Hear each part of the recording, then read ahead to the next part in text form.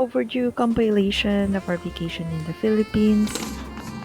This is a special one kasi kompleto kaming magkakapatid. My sister and my niece came home from Hungary, and then my brother from Japan came home as well.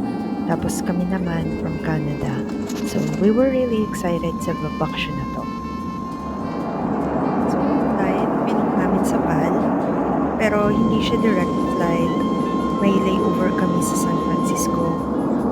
Laging nagtatanong yung mga Pilipino kung transit lang daw ba, kailangan pa rin ba ng visa. Ang sagot po, yes, kailangan pa rin. So you have to have US visa para makapag-layover sa United States.